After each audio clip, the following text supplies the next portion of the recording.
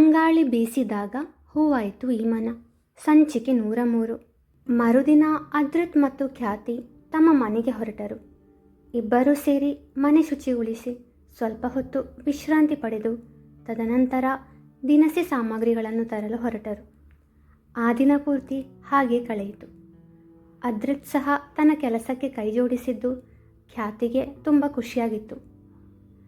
ನಾಳೆಯಿಂದ ಆಫೀಸಿಗೆ ಹೋಗೋಣ ಖ್ಯಾತಿ ಎಂದಾಗ ಅದ್ರಿತ್ ಸಹ ಸಮ್ಮತಿಸಿದ. ಅಂದಹಾಗೆ ನಮ್ಮ ಪಾಪುಗೆ ತಮ್ಮನನ್ನು ಕೊಡೋದ್ರ ಬಗ್ಗೆ ಏನು ಯೋಚನೆ ಮಾಡಿದೆ? ಅದ್ರಿತ್ ಕೇಳಿದಾಗ ಅವನ ಕಣ್ಣಲ್ಲಿ ಕಣ್ಣಿಟ್ಟು ನೋಡಿದವಳು, ಪುಟಾಣಿಗೆ ತಮ್ಮನನ್ನು ಕೊಡೋಣ. ಅದಕ್ಕೂ ಮುಂಚೆ ಕೆಲವು ದಿನ ನನಗೆ ನಿನ್ನ ಗರ್ಲ್ ಫ್ರೆಂಡ್ ಆಗಿರಬೇಕು.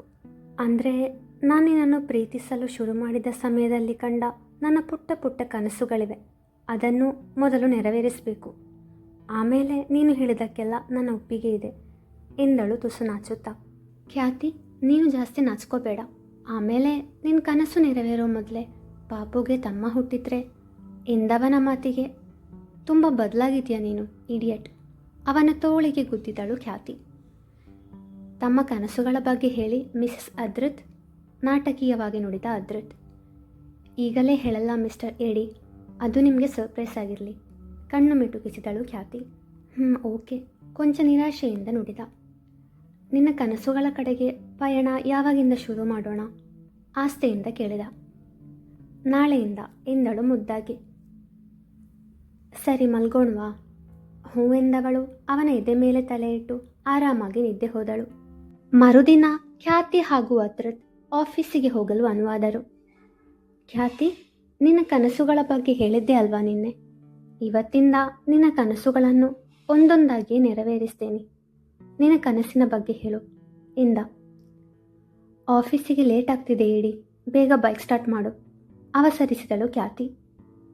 ತನ್ನ ಮಾತಿಗೆ ಸರಿಯಾಗಿ ಪ್ರತಿಕ್ರಿಯೆ ನೀಡದವಳತ್ತ ಉರಿನೋಟ ಬೀರಿ ಬೈಕ್ ಏರಿದನವ. ತಾನು ಹೆಲ್ಮೆಟ್ ಧರಿಸಿ ಬೈಕಿನ ಹಿಂದಿನ ಸೀಟಿನಲ್ಲಿ ಕುಳಿತಳು ಖ್ಯಾತಿ. ಅದ್ರಿತ್ ಬೈಕ್ ಚಲಾಯಿಸಿದ ನಂತರ ಅವನನ್ನು ಬಿಗಿಯಾಗಿ ತಬ್ಬಿದಳು. ಅವಳ ಅನಿರೀಕ್ಷಿತವಾದ ನಡೆಯನ್ನು ಊಹಿಸಿರದವ ಬ್ರೇಕ್ ಹಾಕಿದ. ಅವಳು ಉರಿನೋಟ ಬೀರಿದ್ದು ಬೈಕಿನ ಮಿರರ್ನಲ್ಲಿ ಕಾಣಿಸುತ್ತಿತ್ತು. ಸಾರಿ ಎಂದವ ಮತ್ತೆ ಬೈಕ್ ಚಲಾಯಿಸಿದ. ನೀನು ಮೊದಲೆಲ್ಲ ಬೈಕ್ ರೈಡ್ ಮಾಡೋದು ನೋಡುವಾಗ ಅಂದ್ಕೊಳ್ತಿದ್ದೆ, ನೀನು ಬೈಕ್ ರೈಡ್ ಮಾಡುವಾಗ ನಿನ್ನ ಹೀಗೆ ತಪ್ಕೊಂಡು ಕೂತ್ಕೋಬೇಕು ಅಂತ. ಇದು ನನ್ನ ಕನಸುಗಳಲ್ಲಿ ಒಂದು, ಇವತ್ತು ನೆರವೇರಿತು ಎಂದಾಗ ಅದ್ರಿತ್ನ ಮೊಗದಲ್ಲಿ ನಗು ಅರಳಿತು. ಇಬ್ಬರೂ ಆಫೀಸಿಗೆ ತಲುಪಿದಾಗ ಗೋಪಿನಾಥ್ರವರು ಖ್ಯಾತಿಗೆ ಹೂವಿನ ಬೊಕ್ಕೆ ನೀಡಿ ಸ್ವಾಗತ ಮಾಡಿದರು. ಸ್ಟಾಫ್ಸ್ ಎಲ್ಲರೂ ಚಪ್ಪಾಳೆ ತಟ್ಟಿದಾಗ ಮಗಳನ್ನು ತಮ್ಮ ಬಳಿ ಕರೆದ ಗೋಪಿನಾಥ್ರವರು ಸ್ಟಾಫ್ಸ್ ಎಲ್ಲರನ್ನೂ ಉದ್ದೇಶಿಸಿ, ಇವಳು ನನ್ನ ಮಗಳು ಖ್ಯಾತಿ, ಇನ್ಮೇಲಿಂದ ನಮ್ಮ ಆಫೀಸಲ್ಲಿ ನಮ್ಮ ಜೊತೆ ವರ್ಕ್ ಮಾಡ್ತಾಳೆ ಎಂದು ಹೆಮ್ಮೆಯಿಂದ ಪರಿಚಯಿಸಿದರು. ಮೊದಲೆಲ್ಲ ಪಪ್ಪನ ಆಫೀಸಲ್ಲಿ ಕೆಲಸ ಮಾಡಲ್ಲ, ಪಪ್ಪ ಎಲ್ಲರ ಮುಂದೆ ನನಗೆ ಇನ್ಸಲ್ಟ್ ಮಾಡ್ತಾರೆ ಅಂತ ಸಹನಾ ಬಳಿ ಹೇಳ್ತಿದ್ದೆ. ಆದರೆ ಈಗ ಪಪ್ಪ ನನ್ನನ್ನು ತಮ್ಮ ಮಗಳು ಅಂತ ಹೆಮ್ಮೆಯಿಂದ ಪರಿಚಯಿಸ್ತಿದ್ದಾರೆ. ಥ್ಯಾಂಕ್ಸ್ ಪಪ್ಪ, ಮನದಲ್ಲೇ ನುಡಿದು ಕೊಂಚ ಭಾವುಕಳಾದಳು ಖ್ಯಾತಿ. ಅವಳ ಕಣ್ತುಂಬಿರುವುದನ್ನು ಗಮನಿಸಿದ ಅದ್ರಿತ್ ಏನಾಯಿತು ಎಂದು ಸನ್ನೆ ಮಾಡಿದಾಗ ಏನಿಲ್ಲ ಎಂಬಂತೆ ಸನ್ನೆ ಮಾಡಿದಳು. ತದನಂತರ ಸ್ಟಾಫ್ಸ್ ಎಲ್ಲರನ್ನೂ ಪರಿಚಯ ಮಾಡಿಕೊಂಡವಳು ತಾನು ಮಾಡಬೇಕಾದ ಕೆಲಸದ ಬಗ್ಗೆ ಆಶಾರವರಿಂದ ಮಾಹಿತಿ ಪಡೆದು ತನ್ನ ಕೆಲಸ ಶುರು ಮಾಡಿದಳು. ಅಂದು ಸಂಜೆ ಆಫೀಸಿನಿಂದ ಮನೆಗೆ ಹೋಗುವ ದಾರಿಯಲ್ಲಿ, ಏಡಿ ಬೈಕ್ ನಿಲ್ಲಿಸು ಎಂದಳು. ಏನಾಯಿತು ಖ್ಯಾತಿ ಎಂದ ಗಾಬರಿಯಿಂದ. ಕಾಫಿ ಕುಡಿಬೇಕು ಎಂದಳು. ಮನೆಗೆ ಹೋದ ಮೇಲೆ ಕುಡಿಯೋಣ ಎಂದ. ನನಗೆ ನಿನ್ನ ಜೊತೆ ಕಾಫಿ ಶಾಪಲ್ಲಿ ಕಾಫಿ ಕುಡಿಬೇಕು, ಇದು ನನ್ನ ಕನಸುಗಳಲ್ಲಿ ಒಂದು ಎಂದಳು ಮುಖ ಊದಿಸಿ.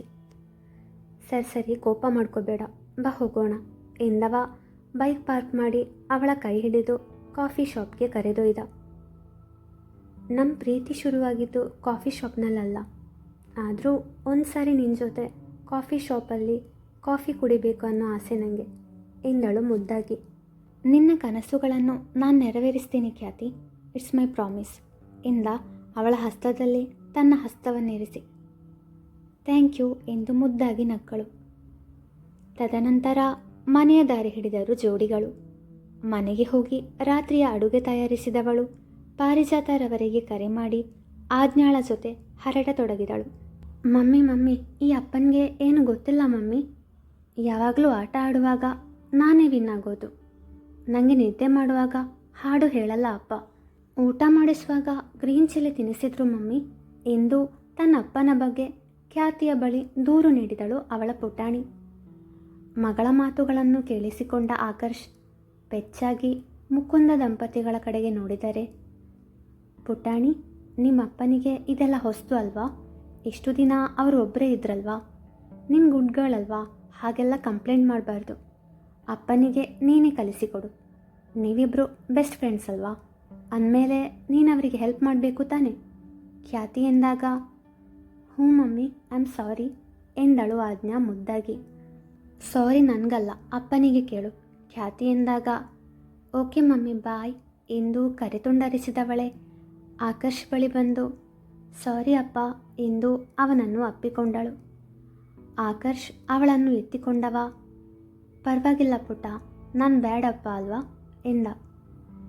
ಇಲ್ಲ ಇಲ್ಲ, ನೀನು ಗುಡ್ಡಪ್ಪ, ಮತ್ತು ನೀನು ನನ್ನ ಬೆಸ್ಟ್ ಫ್ರೆಂಡ್. ಮಮ್ಮಿ ಹೇಳಿದಾಳೆ ನಾನು ನಿನಗೆ ಹೆಲ್ಪ್ ಮಾಡಬೇಕಂತೆ, ನಿನಗೆ ಗೊತ್ತಿಲ್ಲದನ್ನು ಹೇಳಿಕೊಡ್ಬೇಕಂತೆ. ಇನ್ಮೇಲೆ ನಿನ್ನ ಬಗ್ಗೆ ಕಂಪ್ಲೇಂಟ್ ಹೇಳಲ್ಲ ಅಪ್ಪ. ಐ ಲವ್ ಯು ಅಪ್ಪ ಎಂದು ಅವನ ಕೊರಳನ್ನು ತಬ್ಬಿದಳು ಆಜ್ಞಾ. ಮಕ್ಕಳ ಮನಸ್ಸನ್ನು ಖ್ಯಾತಿಯಷ್ಟು ಚೆನ್ನಾಗಿ ಅರ್ಥ ಮಾಡಿಕೊಳ್ಳಲು ಯಾರಿಂದಲೂ ಸಾಧ್ಯವಿಲ್ಲ ಅನಿಸುತ್ತೆ. ಮುಕುಂದರವರು ಹೇಳಿದಾಗ, ನಿನ್ನ ಮಾತು ನಿಜ ಮುಕುಂದ. ಹಾಗೆ ಆದಷ್ಟು ಬೇಗ ನಮ್ಮ ದೇವು ಮತ್ತು ಖ್ಯಾತಿಗೂ ಒಂದು ಮಗು ಆಗಲಿ ಎಂದರು ಶಾಂತದುರ್ಗರವರು. ಮಗಳಿಗೆ ಬುದ್ಧಿ ಹೇಳಿದ್ದು ಆಗಿದ್ದರೆ ಸ್ವಲ್ಪ ನಿನ್ನ ಗಂಡನ ಕಡೆಗೂ ಗಮನ ಕೊಡು ಎಂದ ಅದ್ರತ್ ಖ್ಯಾತಿಯ ತೊಡೆಯ ಮೇಲೆ ತಲೆ ಇಟ್ಟ. ಒಂದೊಂದು ಸಾರಿ ಪುಟಾಣಿಗಿಂತ ನೀನೇ ಚಿಕ್ಕವನ ಥರ ಆಡ್ತೀಯ ಏಡಿ ಎಂದ ಖ್ಯಾತಿ ಅವನ ತಲೆ ನೇವರಿಸತೊಡಗಿದಳು. ತುಂಬ ಸಾರಿ ಕೇಳಬೇಕು ಅಂತ ಅಂದ್ಕೊಂಡಿದ್ದೆ. ನಾನು ನಿನ್ನ ಗಂಡ ಕಣೆ, ಅದ್ಯಾಕೆ ಏಡಿ ಏಡಿ ಅಂತ ಕರೀತೀಯ? ಮೀನಿನ ಹೆಸರಿನ ಥರ ಸೌಂಡ್ ಮಾಡುತ್ತೆ ಅದು. ಪುಟ್ಟ ಹುಡುಗನಂತೆ ಮುಖ ಊದಿಸಿದ. ಮತ್ತೆ ಏನಂತ ಕರೀಲಿ ನಿನ್ನನ್ನು? ತನ್ನ ಗಲ್ಲದ ಮೇಲೆ ಬೆರಳಿಟ್ಟು ಕೇಳಿದಳು. ರೀಯನ್ನು ಅಥವಾ ಹಬ್ಬಿ, ಮುದ್ದು, ಚಿನ್ನ, ಅವನು ಇನ್ನೂ ಹೆಸರುಗಳನ್ನು ಸೂಚಿಸುತ್ತಿದ್ದನೋ ಏನೋ. ಆದರೆ ಖ್ಯಾತಿಯ ಉರಿನೋಟ ಕಂಡು ಸುಮ್ಮನಾದ. ಚಿನ್ನ ಅಲ್ಲ, ಕಬ್ನ. ಏನೆಲ್ಲ ಆಸೆ ನೋಡು. ತಾವು ನನ್ನನ್ನು ಪ್ರೀತಿಯಿಂದ ಈ ಎಲ್ಲ ಹೆಸರಲ್ಲೂ ಕೂಗ್ತೀರಾ ಅಲ್ವಾ? ತುಟಿ ಸೊಟ್ಟಾಗಿ ಮಾಡಿ ನುಡಿದಳು. ಪೆಚ್ಚಾಗಿ ನಕ್ಕವ. ನನಗೆ ನಿನ್ನ ಹೆಸರು ತುಂಬ ಇಷ್ಟ ಖ್ಯಾತಿ, ಅದಕ್ಕೆ ಖ್ಯಾತಿ ಅಂತಲೇ ಕರೆಯೋದು ನಿನ್ನನ್ನು. ತುಂಬ ಪ್ರೀತಿ ಬಂದಾಗ ಮುದ್ದು ಅಂತೀನಿ ಎಂದ ಕಣ್ಣು ಮಿಟುಕಿಸಿ. ಯಾವಾಗ? ನಾನು ಕೇಳಲಿಲ್ಲ ನೀನು ಹಾಗೆ ಕೂಗಿದ್ದು. ನಿನಗೆ ಕೇಳಿಸಲ್ಲ ಬಿಡು, ಯಾಕೆಂದರೆ ನನ್ನ ಮನಸ್ಸಲ್ಲಿ ಅಂದದ್ದು ಮುದ್ದು ಅಂತ. ಅವನ ಕೈಗೆ ಜಿಗುಟಿದವಳು. ನಿನ್ನ ಹೆಸರನ್ನು ಶಾರ್ಟಾಗಿ ಏಡಿ ಅಂತ ಕರಿತಿದ್ದೆ. ಇವಾಗ ಬೇರೆ ಹೆಸರು, ಎಲ್ಲರೂ ನಿನ್ನನ್ನು ಕರೆಯೋ ಹೆಸರಲ್ಲಿ ಕರೆಯಲು ನನಗಿಷ್ಟ ಆಗಲ್ಲ ಎಂದವಳ ಮಾತಿಗೆ, ಸರಿ ಹಾಗಿದ್ರೆ ಯೋಚಿಸಿ ಒಳ್ಳೆ ಹೆಸರಲ್ಲಿ ಕರಿ, ಅಲ್ಲಿ ತನಕ ರೀಯನ್ನು ಎಂದ ತುಸು ನಾಚಿಕೆ ನಟಿಸಿ. ಹೋಗಲು ರೀ ಅಂತೆ ರೀ, ಅದೆಲ್ಲ ಆಗಲ್ಲ ನನಗೆ. ದಿನಪೂರ್ತಿ ಏಕವಚನದಲ್ಲಿ ಮಾತಾಡಿಸ್ತಾ ಇರ್ತೀನಿ ನಿನ್ನನ್ನು. ಹಾಗಿದ್ಮೇಲೆ ರೀ ಅಂತ ಹೇಗೆ ಕರೀಲಿ? ಅದೆಲ್ಲ ಏನೂ ಬೇಡ ಎಂದವಳೆ. ನಂಗೆ ಟಯರ್ಡ್ ಆಗಿದೆ, ಊಟ ಆದಮೇಲೆ ಇವತ್ತು ಕಿಚನ್ ಡ್ಯೂಟಿ ನಿನಗೆ ಎಂದಾಗ ಪೆಚ್ಚು ಮೊರೆ ಹಾಕಿದವ ಸರಿ ಎಂದ. ಇಬ್ಬರೂ ಊಟ ಮುಗಿಸಿದರು. ಊಟದ ತಟ್ಟೆ ತೊಳೆದು ಇಟ್ಟಿದ್ದೇನೆ, ಸಾಂಬಾರು ಪಾತ್ರೆ ತೊಳೆದು ಕಿಚನ್ ಕ್ಲೀನ್ ಮಾಡು ಅಷ್ಟೆ. ಅನ್ನ ಮಿಕ್ಕಿದ್ದು ಫ್ರಿಜ್ಜಲ್ಲಿ ಇಟ್ಟಿದ್ದೀನಿ. ನಾಳೆ ಬೆಳಗ್ಗೆ ಚಿತ್ರಾನ್ನ ಅಥವಾ ಪುಳಿಯೋಗರೆ ಮಾಡ್ತೀನಿ, ನಿಂಗೆ ಓಕೆ ಅಲ್ವಾ ಎಂದವಳ ಮಾತಿಗೆ ಸರಿ ಎಂಬಂತೆ ತಲೆ ಆಡಿಸಿದ. ಹಾ ಎಂದು ಬಾಯಿ ಆಕಳಿಸಿದವಳು ಗುಡ್ ನೈಟ್ ಎಂದು ಕೋಣೆಯತ್ತ ನಡೆದಿದ್ದಳು. ಇನ್ಮೇಲೆ ನನಗೆ ಚಿತ್ರಾನ್ನ ಮತ್ತು ಪುಳಿಯೋಗರೆನೇ ಗತಿ ಅಂತ ಅನಿಸುತ್ತೆ. ಅತ್ತೆ ಆಫೀಸಿಗೆ ಬರುವಾಗ ನಮಗಿಬ್ಬರಿಗೂ ಸೇರಿಸಿ ಊಟ ತಗೊಂಡು ಬರ್ತಾರೆ. ಆದುದರಿಂದ ಮಧ್ಯಾಹ್ನ ಒಳ್ಳೆ ಊಟ ಸಿಗುತ್ತೆ. ರಾತ್ರಿ ಅನ್ನ ಸಾಂಬಾರು ಅಥವಾ ರಸಂ, ಬೆಳಗ್ಗೆ ಚಿತ್ರಾನ್ನ ಅಥವಾ ಪುಳಿಯೋಗರೆ. ಮೊದಲೆಲ್ಲ ಅಮ್ಮ ಬೆಳಗ್ಗೆ ದೋಸೆ ಅಥವಾ ಇಡ್ಲಿ ಮಾಡಿದಾಗ ಯಾವಾಗಲೂ ಇದೇ ತಿಂದು ಸಾಕಾಯಿತು ಅಂತಿದ್ದೆ. ಆದರೆ ಇವಾಗ ದೋಸೆ ಮತ್ತು ಇಡ್ಲಿ ತಿನ್ನಬೇಕು ಅನ್ನಿಸ್ತಿದೆ ಎಂದುಕೊಂಡವ ಪಾತ್ರೆ ತೊಳೆದಿಟ್ಟು ಅಡುಗೆ ಕೋಣೆ ಸ್ವಚ್ಛ ಮಾಡಿ ಕೋಣೆಗೆ ಬಂದ. ಖ್ಯಾತಿ ನಿದ್ದೆಗೆ ಜಾರಿದಳು. ಅವಳ ಪಕ್ಕದಲ್ಲೇ ಉರುಳಿದವ ಪಾಪ ಬೆಳಗ್ಗೆ ಬೇಗ ಎದ್ದು ಮನೆ ಕೆಲಸ ಮುಗಿಸಿ ಆಫೀಸಿಗೆ ಹೋಗಿ ಅಲ್ಲೂ ಕೆಲಸ ಮಾಡಿ ಸುಸ್ತಾಗಿರುತ್ತೆ. ಸಾರಿ ಮುದ್ದು, ನಾಳೆಯಿಂದ ನಾನು ಬೇಗ ಎದ್ದು ನಿನಗೆ ಸಹಾಯ ಮಾಡ್ತೀನಿ. ಚಿತ್ರಾನ್ನ ಅಥವಾ ಪುಳಿಯೋಗರೆ ಏನಾದರೂ ಮಾಡು, ಪರವಾಗಿಲ್ಲ, ಅಡ್ಜಸ್ಟ್ ಮಾಡ್ಕೋತೀನಿ. ಮನದಲ್ಲೇ ನುಡಿದವ ಅವಳನ್ನು ಅಪ್ಪಿಕೊಂಡು ಮಲಗಿದ. ಮರುದಿನ ಬೆಳಗ್ಗೆ ಬೇಗ ಎದ್ದ ಖ್ಯಾತಿಯ ದಿನಚರಿ ಎಂದಿನಂತೆ ಆರಂಭವಾಯಿತು. ಅದ್ರೆ ತಂದುಕೊಂಡಂತೆ ಬೆಳಗ್ಗೆ ಬೇಗ ಏಳಲಿಲ್ಲ. ಎಂದಿನ ಸಮಯಕ್ಕೆ ಎದ್ದು ಸ್ನಾನ ಮುಗಿಸಿ ತಿಂಡಿ ತಿಂದು ಆಫೀಸಿಗೆ ತಯಾರಾಗಿದ್ದ. ಖ್ಯಾತಿ ಸಹ ಅವಸರವಾಗಿ ತಿಂಡಿ ತಿಂದು ಅವನ ಜೊತೆ ಆಫೀಸಿಗೆ ಹೊರಟಳು.